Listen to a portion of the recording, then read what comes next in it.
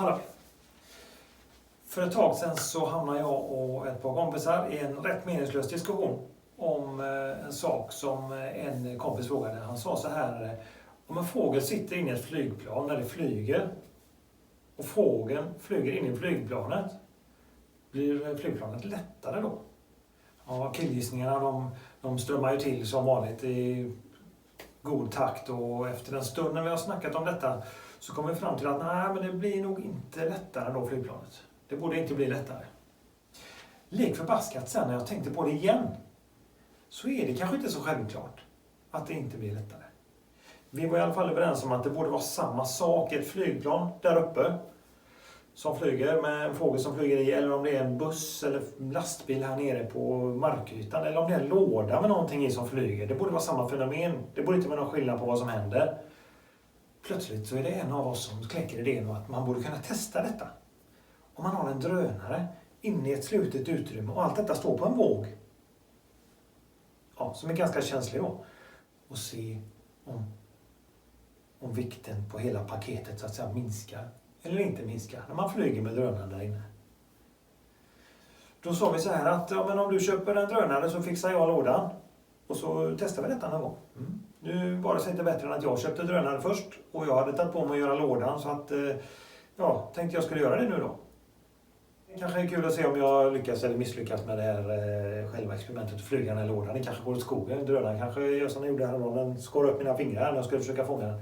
Den skär upp hela lådan och ja, vi får se. Nu tänkte jag sätta igång och bygga.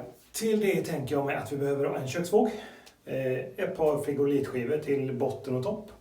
Lite lätta plaströr, lite plastfolie och så en Mavic Mini-drönare som väger 249 gram.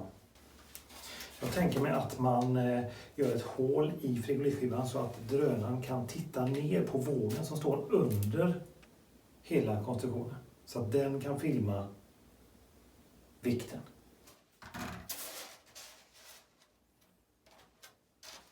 Mm.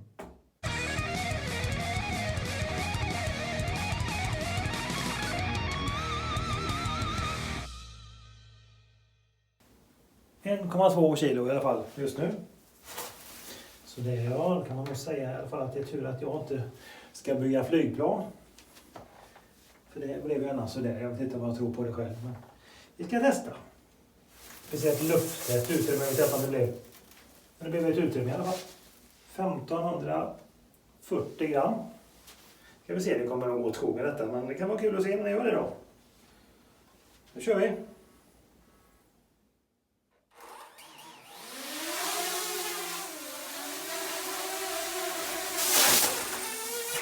Ja. Men det kanske gick att se om det hände något på vågen innan det gick åt skogen. Sådär ja.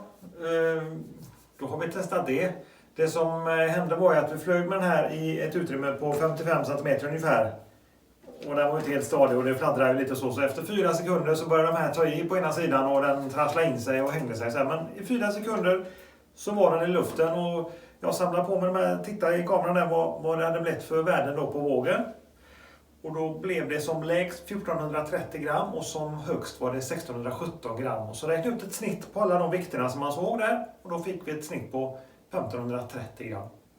Alltså bara 10 gram under vad det vägde när den stod. Hela konstruktionen stod på vågen, och eftersom den här väger ungefär 250 gram så tänker jag mig att de 10 grams skillnaden där, det är marginellt, det är försumbart. Så jag tror att vi har testat klart och vet att om fågeln som sitter på armstödet in i ett flygplan lyfter så kommer flygplanet att fortsätta väga lika mycket. Gött, nu vet vi det.